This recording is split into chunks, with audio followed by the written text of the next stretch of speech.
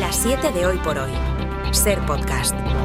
¿Qué tal? Muy buenos días. La noticia sigue siendo la misma. El fuego continúa. Cambia, eso sí, la provincia. Ayer en Fermoselle, Zamora, se desató otro incendio que avanzó muy rápido. En apenas unas horas pasó del nivel 1 al nivel 2.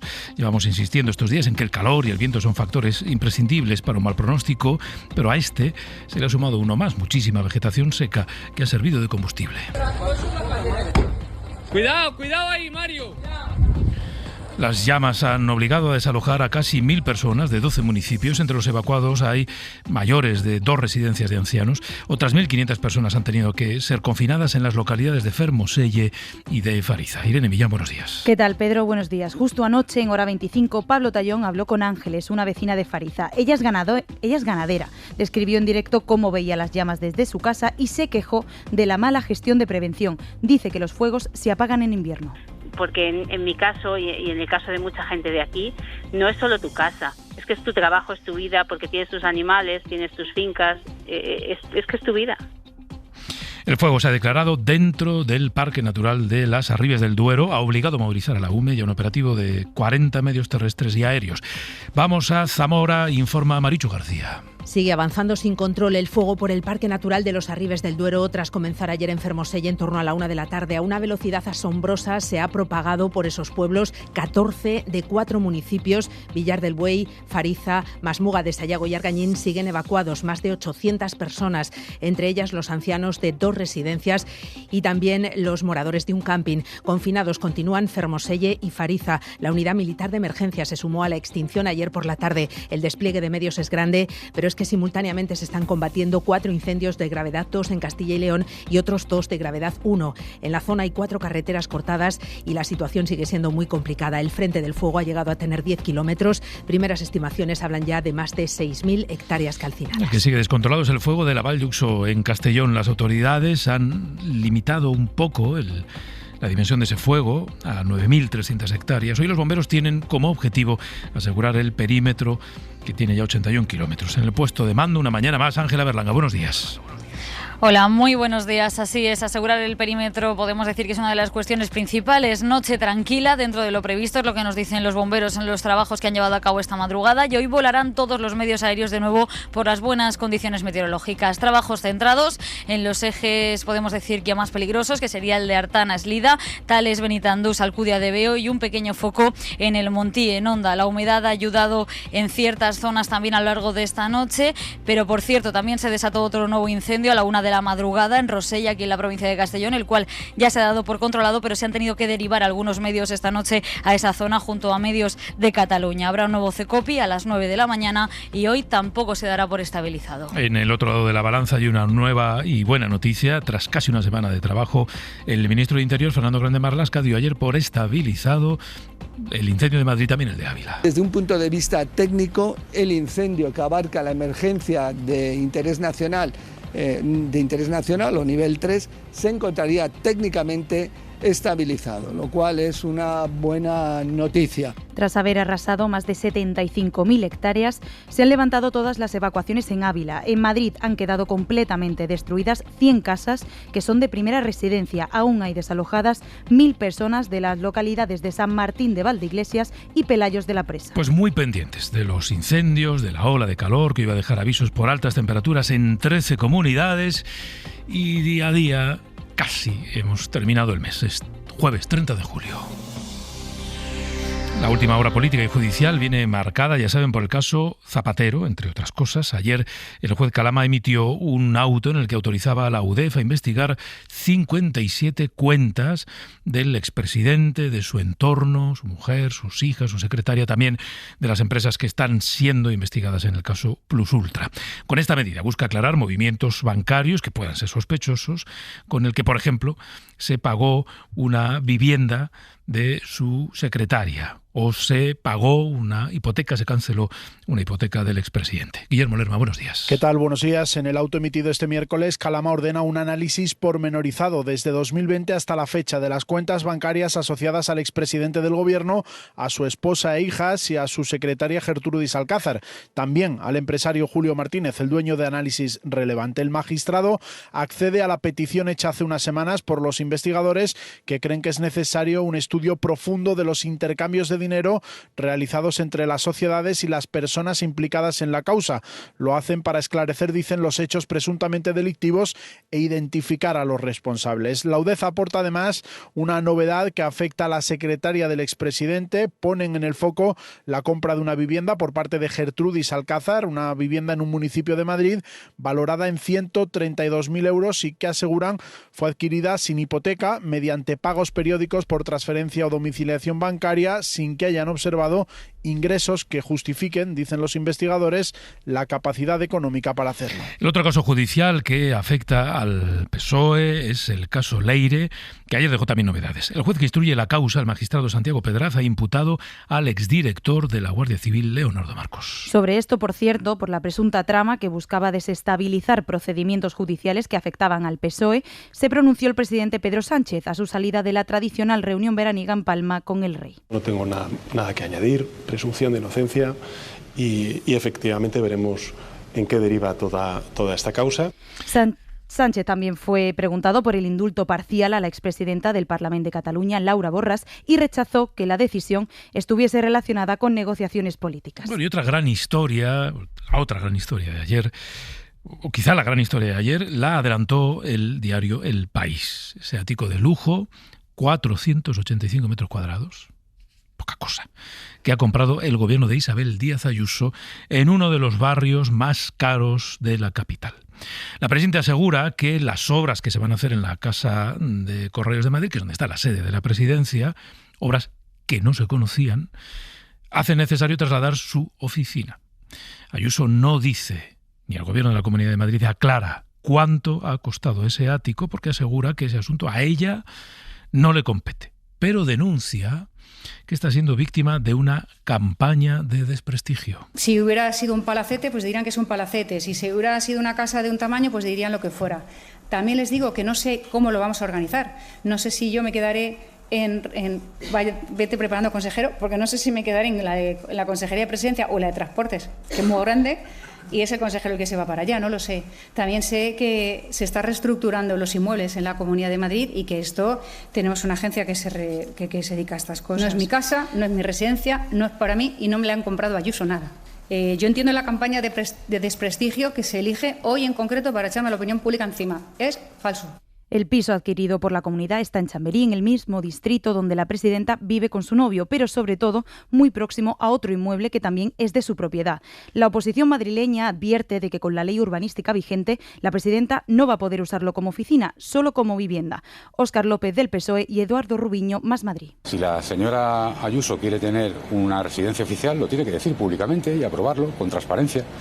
Pero lo que no puede es seguir comprando residencias de verano, residencias de invierno, chalés en Rascafría y áticos en Chamberí con dinero de todos los madrileños sin dar explicaciones. Es un capricho de Ayuso, que tiene obsesión con los áticos de lujo en Chamberí, pero muy poca afición a pagárselos de su bolsillo. Es un delirio faraónico de una presidenta que se cree que puede hacer y deshacer a su antojo y que seguramente esperaba que su amigo Almeida le arreglara la adaptación de las normas urbanísticas del ayuntamiento a la carta. Ahora dicen que no sabe si ella va a ir ahí, que si va a ir un consejero, que si ella va a estar en otro sitio. Que les han pillado. Y ahora están intentando construir una versión, porque el objetivo era que no se conociera. Por eso lo compraron en secreto. Por eso no está publicado en ningún sitio. Por eso no se sabe cuánto ha costado. Por eso no se conocían las obras en la Puerta del Sol. Bueno, esto en Madrid. En Extremadura, PP y Vox han sacado adelante los presupuestos para 2026, unas cuentas que añaden nuevas subvenciones a las asociaciones pro vida y además un aumento de presupuesto para el mundo del toro, al que van a dedicar casi 2 millones de euros. Radio Extremadura, José Milano Marrena, buenos días. Buenos días. Primeros presupuestos del Gobierno de coalición que ascienden a 8.854 millones de euros y al que no han permitido Partido Popular y Vox incorporar ninguna de las más de 600 enmiendas parciales presentadas por la oposición. Aumenta la inversión en sanidad o en educación, se reduce de manera drástica la inversión en cooperación internacional, baja en un 50% lo destinado a sindicatos o patronal, o se aumenta de manera cuantiosa la inversión en tauromaquia, que pasa de 300.000 euros a 1,7 millones. La presidenta de la Junta, María Guardiola, ponía en valor la aprobación de estas cuentas. Primeros presupuestos de esta legislatura, los presupuestos más altos y los mejores que ha tenido Extremadura en su historia. Hemos sido la primera comunidad autónoma en este ciclo político que ha ofrecido tanto estabilidad política como institucional a nuestra tierra. La oposición consideran que son unas cuentas que van a tener poco recorrido, ya que serán efectivas poco más de 2 meses. En Ceuta, los servicios marítimos han rescatado estas últimas horas a más de 100 inmigrantes que intentaban o habían conseguido llegar a nado desde Marruecos. El presidente de la ciudad, Juan Jesús Vivas, ha pedido una acción contundente y sin dilación tras la llegada de más de 1.500 personas en los últimos días. Ceuta, Miguel Ángel Mendoza, buenos días. Buenos días. Pues son 117 en concreto rescatadas por Salvamento Marítimo y Cruz Roja, entre ellos 2 mujeres y 16 menores, en una jornada intensa de entradas con el intento de unas 800 y con una media diaria que está sobrepasando las 200. A esto se unía la aparición de 2 cuerpos sin vida en la misma zona, 2 jóvenes, uno simplemente con un bañador y el otro con un traje de neopreno. El presidente de la ciudad, además, ha solicitado un bando único para actuar con urgencia. Pide que PP y PSOE se pongan de acuerdo para modificar la ley de extranjería. Yo creo que deberían de ponerse de acuerdo. Me parece que estamos ante un asunto de Estado y que los asuntos de Estado requieren de reacciones acordes con la calificación que acabo de hacer. La modificación consistiría en considerar al mar como barrera física, al igual que ocurre si los migrantes son interceptados por tierra. En Oriente Próximo, nuevos ataques. El Comando Central de Estados Unidos ha ordenado una nueva oleada de ataques contra Irán como respuesta al último bombardeo iraní. Donald Trump dijo ayer a última hora de la tarde que les daría una paliza. El ejército estadounidense ha alcanzado varios puntos del sur de Irán y la isla de Qesem, territorio clave en la producción de petróleo. Tras esta nueva escalada, la paz parece estar aún más lejos. La Guardia Revolucionaria asegura que mientras se mantengan las amenazas de Washington, ellos seguirán respondiendo y bloqueando el estrecho de Hormuz. En el Reino Unido han declarado a gran parte de la isla en estado grave de sequía, una decisión que llega tras un verano extremadamente seco. Es la tercera sequía declarada en Inglaterra en 5 años. Informa para la SER desde Londres, María Savarís. Las temperaturas inusualmente altas y la acusada falta de lluvias han llevado a la Agencia de Medio Ambiente británica a declarar la sequía por tercera vez en 5 años en Inglaterra. La medida afecta a la mitad sur del territorio y se suma a la declaración realizada en algunas zonas de Gales. Una de las primeras consecuencias es que millones de hogares están ya sujetos a restricciones en el uso del agua. La decisión llega tras 3 olas de calor y 12 días consecutivos por encima de los 30 grados, que han dejado los ríos casi sin caudal y las reservas de agua en mínimos. La sequía también ha obligado a los agricultores a recoger las cosechas antes de tiempo. Y las altas temperaturas no dan tregua. El sur del país afronta una nueva ola de calor sin lluvias sustanciales a la vista. Hoy por hoy noticias. SER Podcast. A esta sección semanal la podríamos haber llamado Queremos saber. El jefe de Economía nos ayuda a saber, a aclarar algunos conceptos clave de la información económica, de la realidad económica de este país. Ahora que llega el mes de agosto, temporada altísima, nos preguntamos hasta qué punto nuestra economía depende efectivamente del turismo y los turistas. Jordi Fábrega, buenos días. Buenos días, Pedro. Pues ahora que acabamos de conocer los datos del PIB del segundo trimestre, podemos actualizar el peso que tiene cada uno de los sectores en nuestra economía. Y lo primero que hay que decir es que sí, que somos un país de servicios y que somos un país en el que el turismo sigue teniendo muchísimo peso. Los grandes números nos dicen que los servicios representan el 76% de toda nuestra economía, 76%. A muchísima distancia, el segundo sector con más peso es la industria, que aporta algo más del 15%.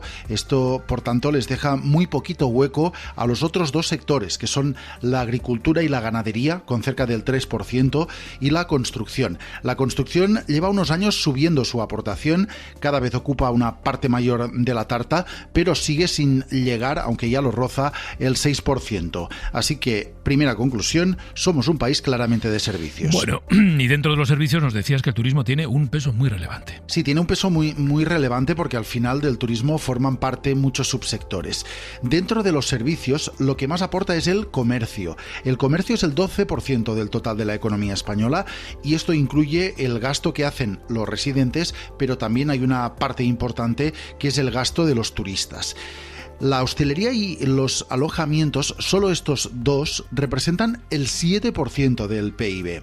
Y el transporte supone otro 5% del PIB. Así que si sumamos todo y tenemos en cuenta que hay una parte del transporte que es turístico y que una parte del comercio es también turístico, nos sale esa cifra que siempre dan los empresarios del sector y que sitúa en alrededor del 12-13% el peso del turismo sobre el total de la economía española. Bueno, ¿y el resto qué es? Porque entiendo que también hay un peso relevante del sector público. Y entiendes bien, porque el sector público supone bastante. Medido en términos de valor añadido, se calcula que la aportación del sector público a la economía española es de alrededor del 20% del total. Solo la administración pública supone el 6% de toda la economía, pero hay que sumarle una parte no pequeña del sector de la educación y también de la sanidad. Estos dos sectores suman en total un 5 y un 6% respectivamente, y hay otros subsectores pequeños que también hay que tener en cuenta y que hacen que al final nos acerquemos a ese 20% de aportación del sector público.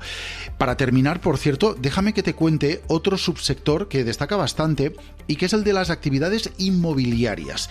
Todo lo que mueven, desde compraventas, alquileres, gestión de suelo o de edificios, y no solo residenciales, también contando oficinas, naves, etc. Si sumamos todo lo que aportan las actividades inmobiliarias, son el 11% del total de la economía, o sea que es una parte a tener muy en cuenta a la hora de dibujar el perfil económico de España. Vamos con los estrenos de esta semana, hablamos de cine con Lucía Bermúdez. El estreno de la semana y uno de los más esperados del año es Spider-Man Brand New Day. Me llamo Peter Parker. Marvel sitúa al superhéroe arácnido 4 años después de que todo el mundo olvidara su verdadera identidad. Mientras una nueva amenaza pone en peligro la ciudad, la presión sobre él desencadenará una mutación física que le hará enfrentarse a su monstruo interior. Nos enfrentamos a un peligro que no podemos controlar. Uno que ni siquiera vemos. Además, 2 semanas después del estreno de La Odisea, volvemos a tener a Anne Hathaway en nuestras pantallas, que protagoniza Mother Mary, una historia que mezcla drama psicológico, espiritismo y body horror, para contar la compleja relación entre una superestrella del pop y una antigua amiga. ¿Te ha gustado el concierto? Oh, ha sido increíble, ha sido como una experiencia religiosa. También hay otras propuestas interesantes como Atrapa el Millón, una simpática comedia francesa que sigue a un tipo que roba a su jefe y que deberá devolverlo todo ayudado por un cerrajero. Es un trabajo muy delicado, altamente cualificado. Y la italiana La Última Ronda en Venecia, el encantador viaje de 2 veteranos y un estudiante por las llanuras venecianas y bueno, por el sentido de la vida, las conexiones y la memoria. Questa birra ha un sapore strano. Analcohólica. También hay cine español, Mala Bestia, estrenada en el Festival de Málaga, que cuenta la historia de una niña que se enfrenta al miedo a crecer y a quedarse sola. Para no perderte ningún episodio, síguenos en la aplicación o la web de la SER, Podium Podcast o tu plataforma de audio favorita.